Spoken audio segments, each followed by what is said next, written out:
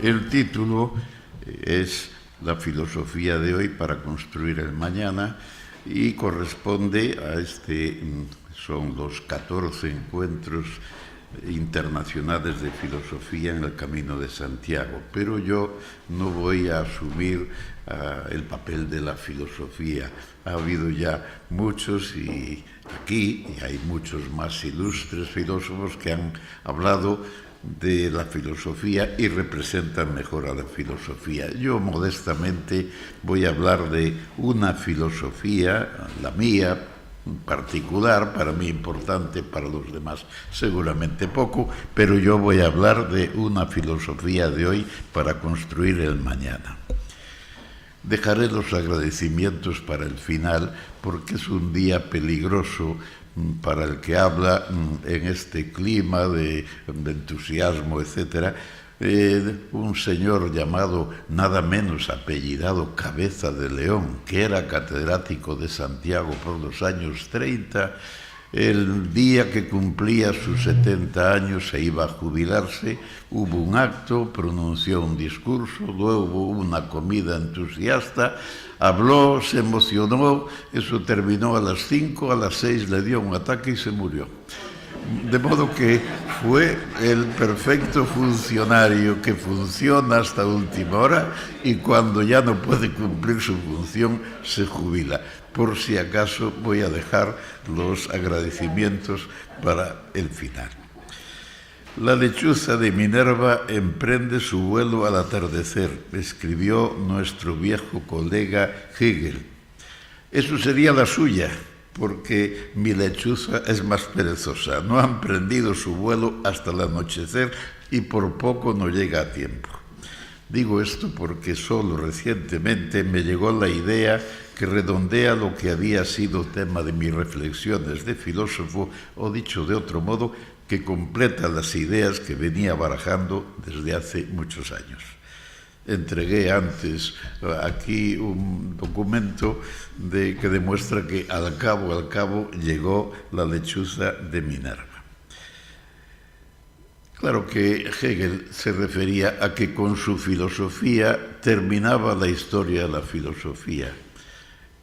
Con mi filosofía no termina nada, no se clausura nada, en todo caso se abre alguna cosa si otros quieren continuarlo. A lo largo de una ya dilatada carrera docente de filosofía, procuré aprender y enseñar la filosofía académica, la que es bien común, aquella donde convergen las aportaciones particulares. Ya no tengo oportunidad de enseñarla, pero sigo leyendo y aprendiendo.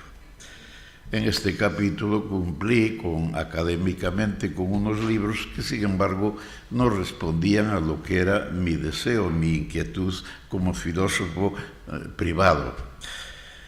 Y una vez que obtuve la plaza de funcionario, consideré que, aparte de cumplir, también tenía tiempo para cumplir aquellos objetivos que yo tenía, es decir, aquellas ideas que me habían inquietado y que no podía desarrollar porque tenía que cumplir los requisitos para ganar una plaza.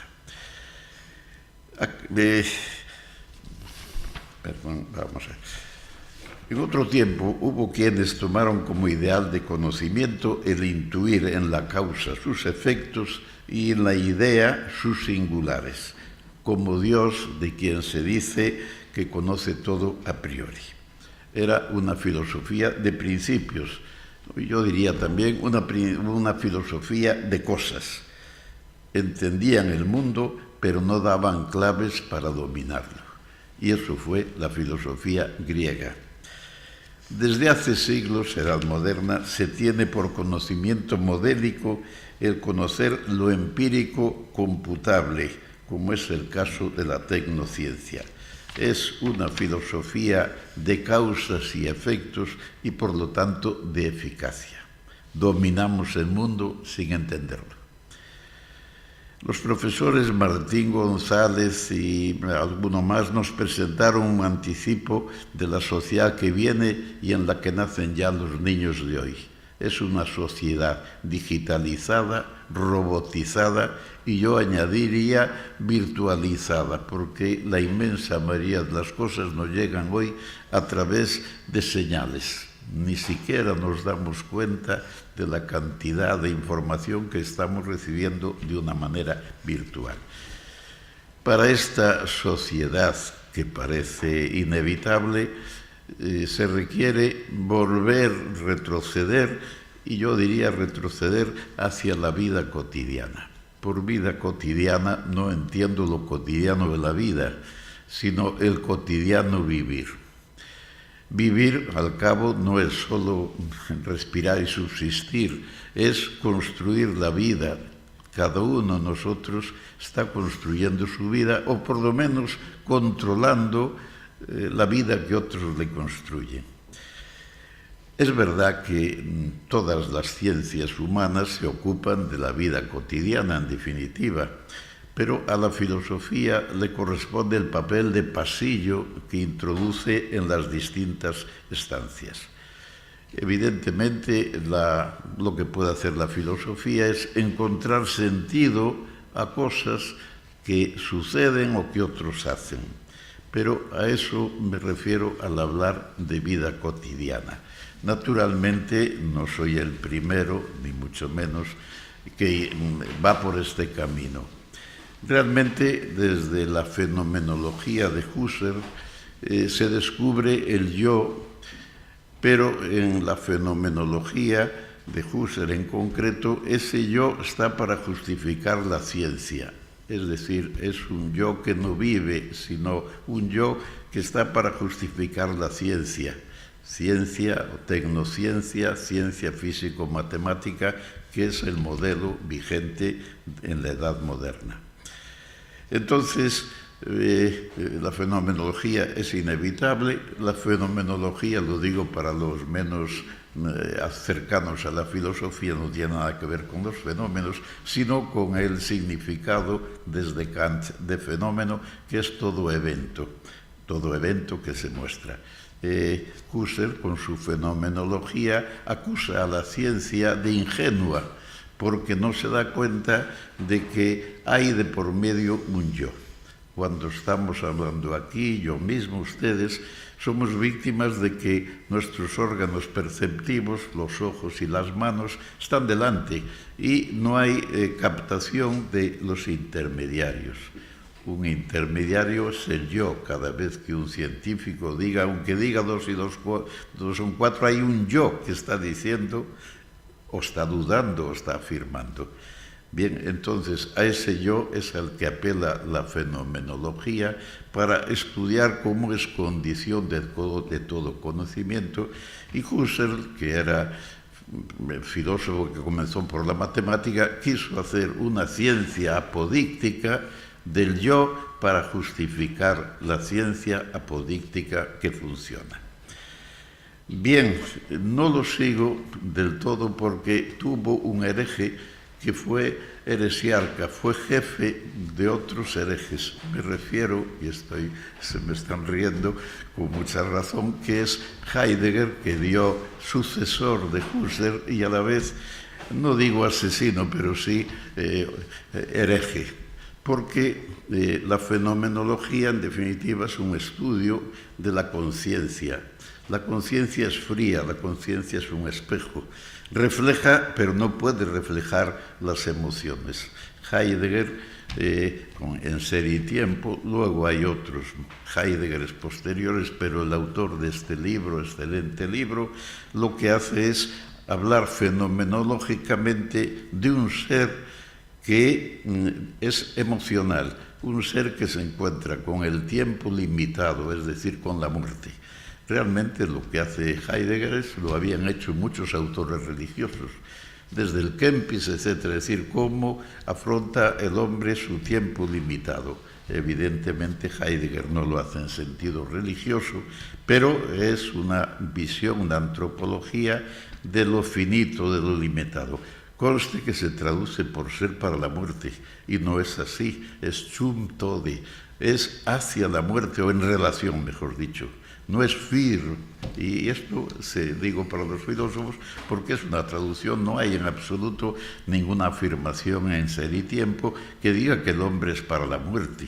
No, dice que el hombre es en relación inevitable con un tiempo finito. Además hay una nota en que expresa que no en absoluto está defendiendo que no haya inmortalidad, que eso no entra dentro de su estudio, que es un estudio del hombre de aquí y por tanto cuya vida termina en la muerte. Pero para mí fue no menos interesante las ideas de Ortega y Gasset de la vida como realidad radical. En este caso, Ortega no hace ninguna fenomenología metódica, sino parte de un hecho que era muy típico de los años 20, el vitalismo, pero entendido como que la vida es la realidad radical, no tanto del yo como la vida, y que la razón debe ser una razón vital. Bien, estos son antecedentes que me llevaron a mí, seguramente, porque nadie es original. Es original aquel que ha olvidado sus orígenes. Sabe Dios de dónde vienen las ideas, aunque no sea en esta universidad ya pensada para tantos miles de alumnos.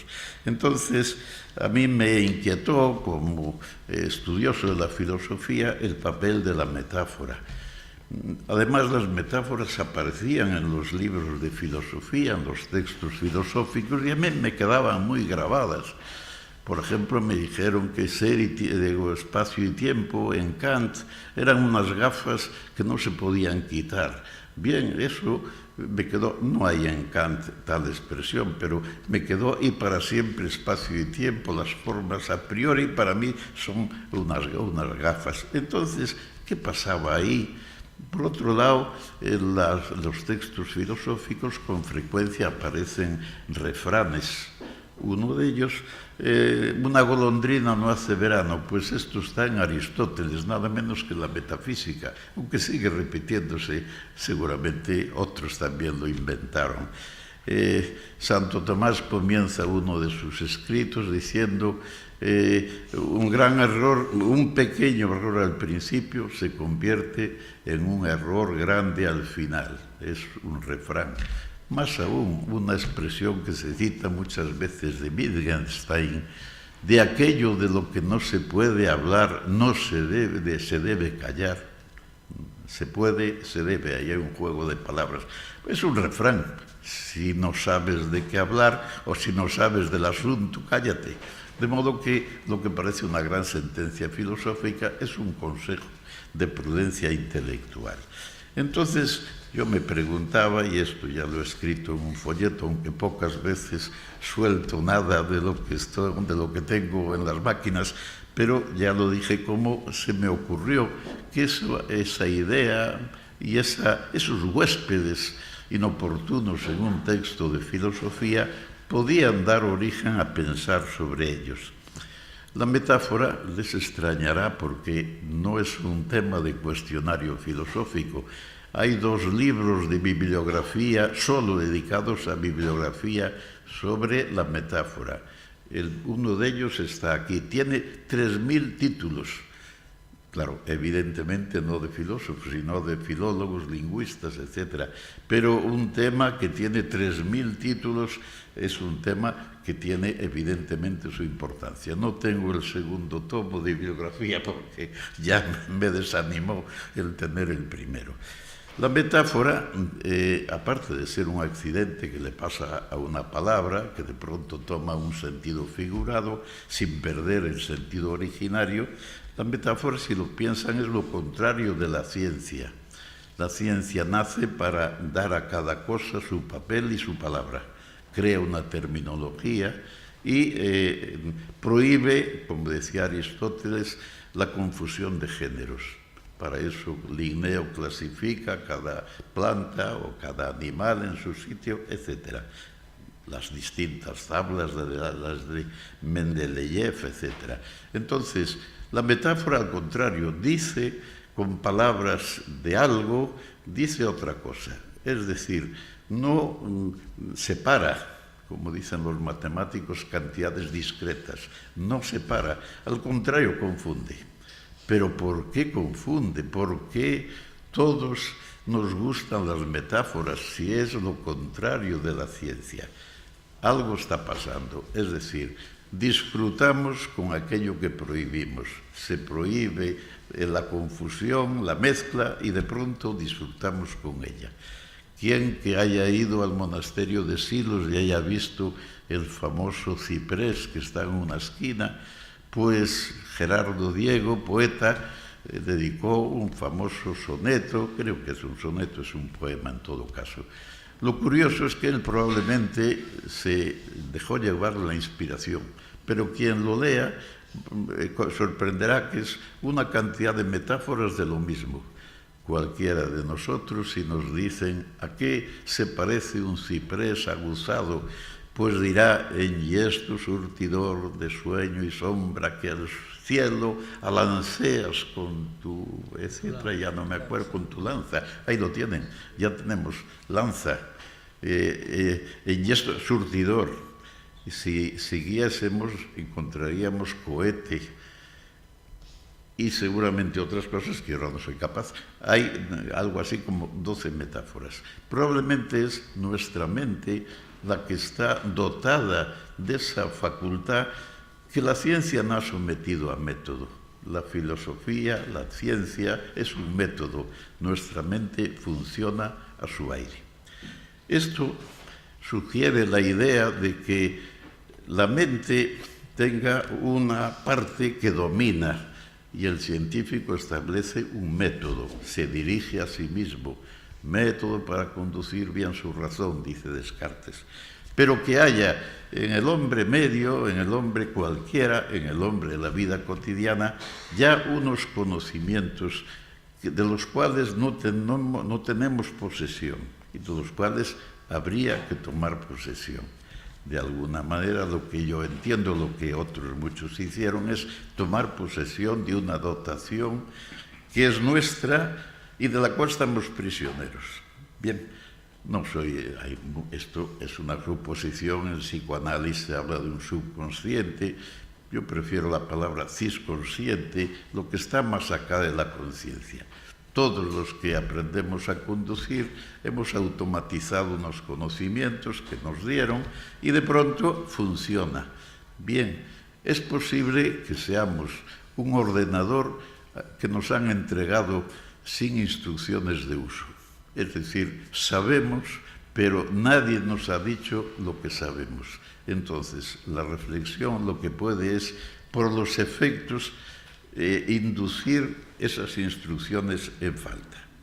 Si es así, lo que podemos hacer es analizar el lenguaje, porque en el lenguaje se expresa algo, pero se expresa mediante las lenguas. Es decir, el lenguaje es expresión, es un hecho, yo le llamo facto lenguaje, este mismo que estoy haciendo yo, pero lo estoy haciendo con un código, y lo estoy haciendo con un código de la lengua española, pero a la vez con un código que es general, en parte compartido por todas las lenguas.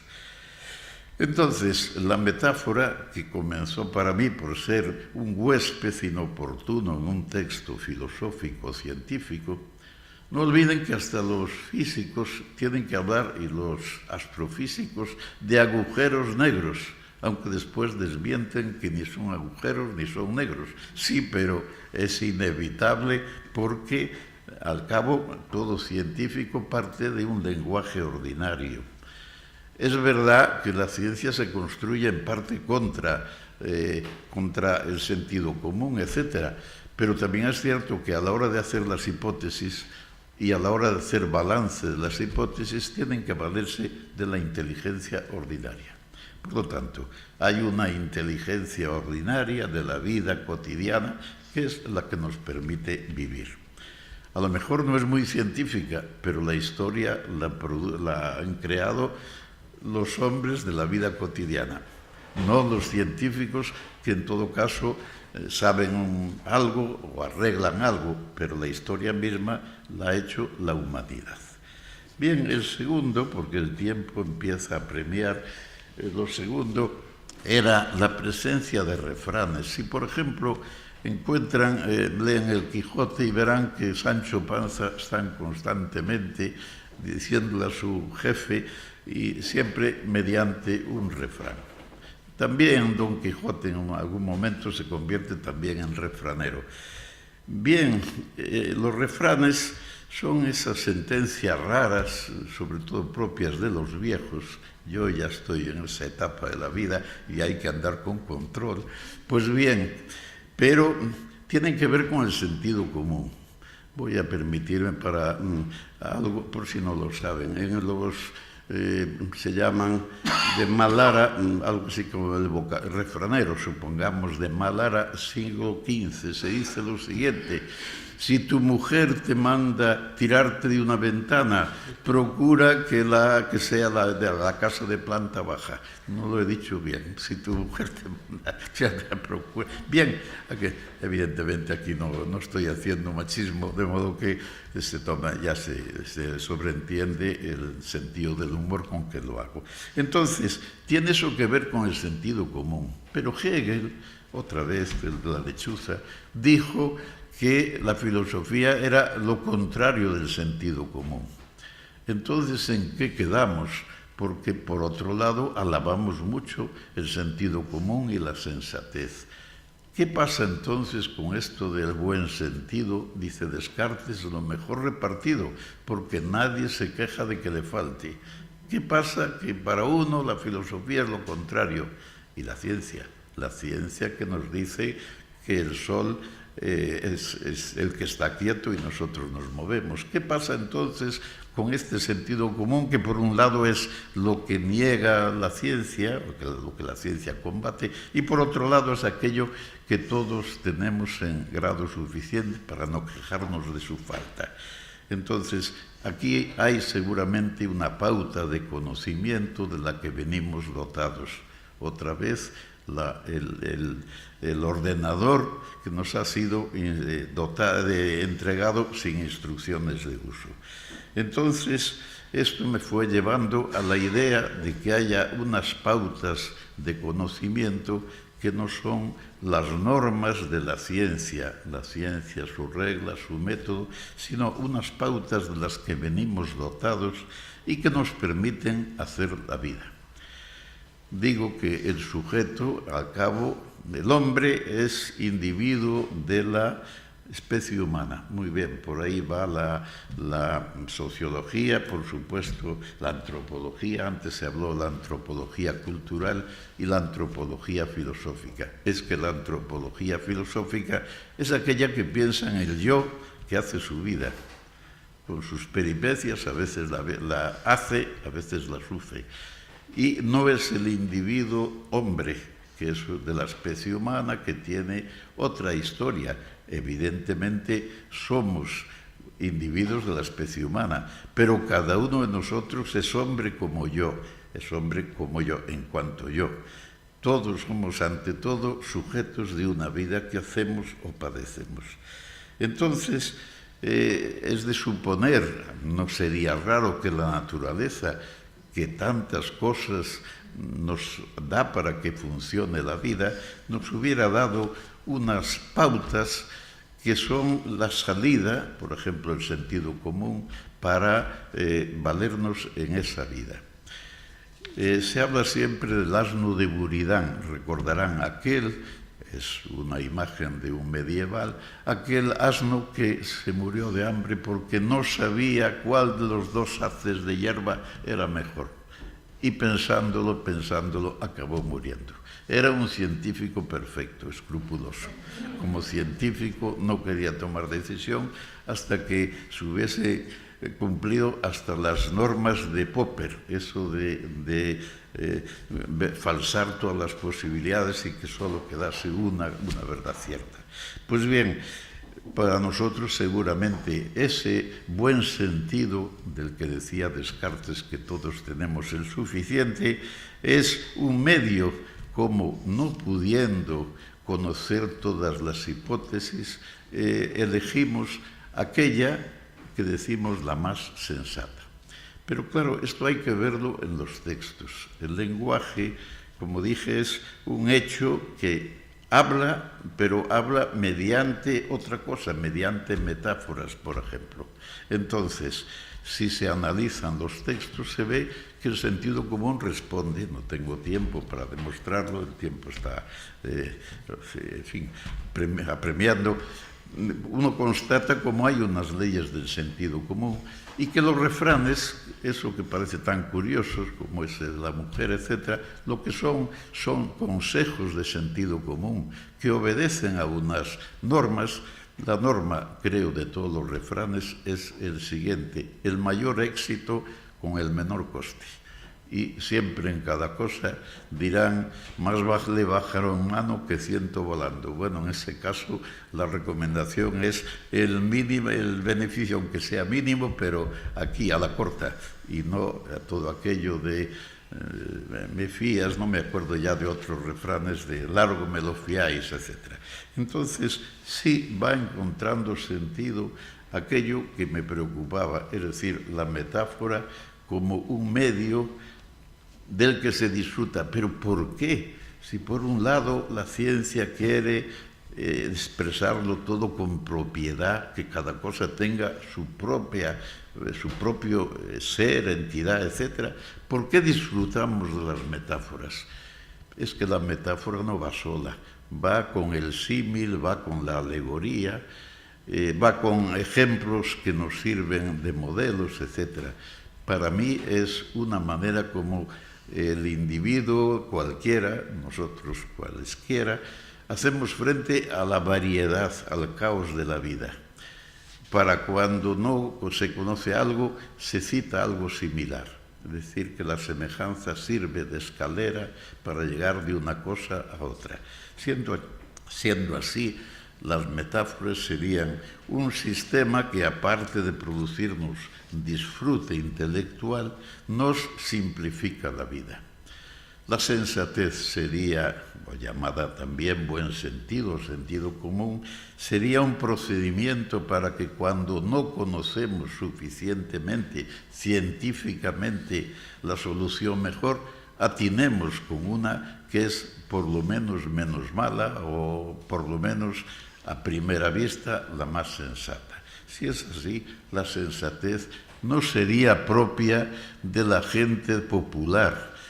Todos practicamos la sensatez. Lo que ocurre es que la gente de escasa cultura no puede citar autoridades científicas y entonces cita experiencias de la vida. Todos los refranes siempre es lo mismo, una experiencia pregnante, importante, que se da como lección a las generaciones más jóvenes. Bien, con esto, y el tiempo me parece que remata la 1:30. Es verdad, me quedan ¿cuántos minutos? 3, 4, 5. 3, 4, 5 minutos. Con esto digo que he ido haciendo esto, claro, comprenderán, en un resumen no se puede decir más que lo más gordo, pero todo esto habrá gente que lo supo hacer a tiempo. Yo, por desgracia, no fui capaz de ir aclarando estas cosas porque las ideas llegan a su tiempo. La lechuza de Minerva tardó. Ahora bien, he estado redondeando los últimos años, o bien aclarando las ideas que había barajado. Fíjense que he utilizado dos metáforas. Ni las ideas son naipes y por tanto no se barajan, ni tampoco, decía lo primero, las ideas no son redondas, no se redondea. Sin embargo, esta última parte, yo lamento hacerles una faena a Jacqueline Rodríguez Agüero, que estudió las imágenes y muy bien, pero, y bueno, y ya no digamos a don Marcelino, que ya sabe más que yo. Yo algún día llegaré a preguntarle ya qué debo decir yo, qué he pensado yo sobre esto.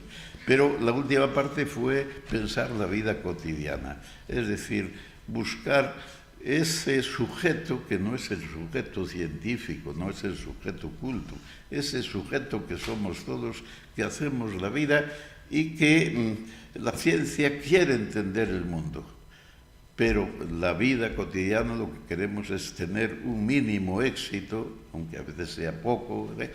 Y porque una cosa es el hombre que vive y que tiene una vida limitada, un tiempo limitado.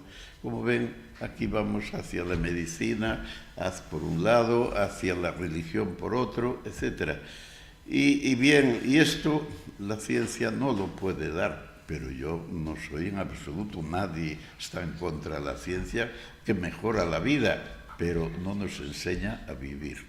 Nos dice y nos da medios, pero no nos puede enseñar a vivir. Esto es algo que en parte nos ha dado la naturaleza y en parte debemos seguir apropiándonos de una manera consciente de lo que la naturaleza nos ha regalado. Pero yo debo pedirles unos minutos para los agradecimientos. Evidentemente no me voy a emocionar como aquel ilustre catedrático llamado Cabeza de León. Bien, simplemente he de decir que cuando se llega a cierta edad ya todo acto es una despedida. Eso no significa nada más que hay que apreciar más el presente precisamente porque es escaso o está en riesgo. Y la verdad es que uno hace aquello que otros le facilitan que haga. Yo no sería nada, ni nada es tampoco lo que acabo de decir, si no fuese por las personas a quienes que me han rodeado. En definitiva, pues habría que hacer un agradecimiento universal, denlo por hecho. Y bueno, y agradecimiento a quienes me han aguantado esta media hora. Pero aparte de eso, hay unas gracias especiales al profesor Marcelino Agis, que me gusta decir lo que decía el poeta romano Horacio de su amigo Virgilio, dimidium anime me, la mitad de mi alma. Yo más no puedo decir. Gracias a los compañeros de la CIFA, gracias a Jacqueline, a Juan Coca, a Rocío Carolo, que se han ocupado de mi pensamiento, no sé si valía la pena, pero bueno, ellos lo han hecho. Y el profesor Agustín, profesor de psicología, pero que es el Hermes, que va de un lado a otro, como ven, ha logrado una universidad que tiene, no sé si 9.000 o 90.000, no sabemos, ¿verdad? Entonces, este Hermes que anda como el antiguo de la hermenéutica, claro, me ha nombrado profesor de hermenéutica. Bueno, espero transmitir buenos mensajes. Bien, sería injusto si no recordase en este momento a la que fue mi compañera de 45 años, lo hago siempre, que me hizo el honor de darme su vida y su amistad, etc. Y 5 historias. Alguna historia está aquí y esos se han encargado de traer al mundo otras 7 historias. Ya somos un grupo que llamamos en la internet, o mejor dicho, en los WhatsApp llamamos la corrala de los Baliñas. Bien. Bien. Cuando uno llega viejo, los más jóvenes parecen preguntarle a uno cómo lo ha conseguido. A un centenario de Vigo le preguntaban los periodistas insistentemente cómo había conseguido llegar a centenario. Y el buen hombre les contestó, no muriendo. Desde luego, sin buenos genes y buenos médicos, sobra lo demás, pero creo que tampoco ellos solos bastan. Me parece que algo contribuye el mantenerse activo, el no rendirse a los achaques, que los hay, el convertir los obstáculos en estímulos, el vivir en positivo y en constructivo y sobre todo el tener la suerte de verse rodeado de buenos amigos como todos ustedes. El saber, señores, señoras, señores, amigas, amigos, el saber es cosa que no disminuye porque se comparta. Fui profesor, intenté enseñar algo de lo que aprendí en otros y de otros. Di lo que pude, que no pasaron de unas calderillas. Ustedes me retribuyen hoy con el tesoro de la amistad, que vale más que todos los saberes. Muchas gracias.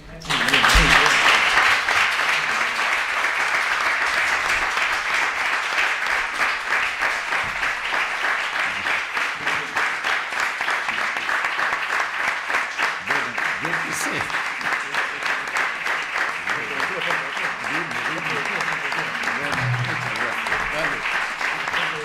Vale, venga, ya está.